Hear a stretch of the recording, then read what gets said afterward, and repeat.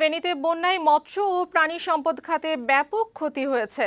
পানিতে ভেসে গেছে কয়েক হাজার পুকুরের মাছ। দীর্ঘ সময় ধরে জলাবদ্ধতার কারণে হাঁস মুরগি ও গবাদি পশুর খামারগুলোও বিপন্ন। অনেকের গরু ছাগল হাঁস মুরগি ভেসে গেছে বানের জলে। খাদ্যের অভাবেও মারা গেছে অনেক প্রাণী। নিঃস্ব হয়েছে কয়েক হাজার কৃষক ও খামারি। ফেনী ত্রাণ ও দুর্যোগ অধিদপ্তরের প্রাথমিক হিসাবে ক্ষয়ক্ষতির পরিমাণ ৩৯১ কোটি টাকা। ফেনী সংবাদদাতা রাজন নাথের প্রতিবেদন জানাচ্ছেন খালিদ হাসান। আগস্টের মাঝামাঝি আকস্মিক বন্যার পানিতে ডুবে যায় ফেনী। স্মরণকালের ভয়াবহ বন্যার পানি কোথাও কোথাও বাড়ির একতলা ডুবিয়ে দোতলার ছাদ স্পর্শ করে। সেই পানি কমতে শুরু করে এখন বেরিয়ে আসছে ক্ষয়ক্ষতির চিত্র।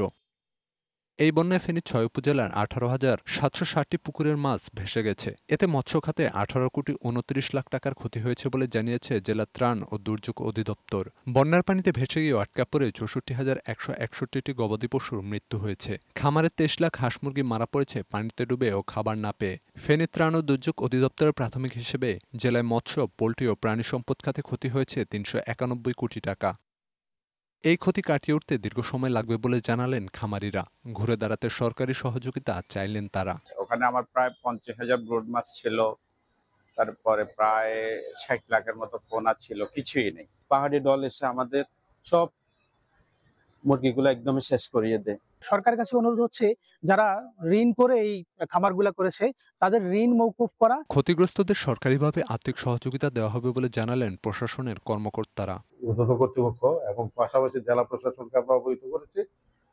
আমরা তাদের যে নির্দেশনা পাবো, ওনাদের নির্দেশনা মোতাবেক আমরা ফিল্ড পর্যায়ে এই পুনর্বাসনের জন্য মৎস্য খামারিদের আমরা কার্যক্রমগুলো আমরা বাস্তবায়ন করি। তারা যাতে ঘুরে দাঁড়াইতে পারে, আগের অবস্থা ফিরে আসতে পারে, সেজন্য আমরা তাদেরকে আশ্বস্ত করছি যে না, আমরা সরকারিভাবে আপনাদেরকে প্রণোদনা বা আর্থিকভাবে আপনাদের সহযোগিতা আমরা করতে পারবো। জেলা প্রশাসক জানালেন ক্ষতিগ্রস্তদের তালিকা হচ্ছে, প্রণোদনা দেওয়ার প্রক্রিয়া চলমান রয়েছে। সবগুলো মৎস্য খামারি আসলে আক্রান্ত হয়েছে এবং ক্ষতিগ্রস্ত হয়েছে। তো সেটির হিসাব আমাদের ডিপার্টমেন্টগুলো মন্ত্রণালয় পাঠাচ্ছে এবং আমাদেরকে এটার অনুলিপি দিচ্ছে। ক্ষতিগ্রস্তদের পুনর্বাসনে সরকার কার্যকর ব্যবস্থা নেবে আশা করছেন স্থানীয়রা। ডেস্ক রিপোর্ট, বৈশাখী সংবাদ।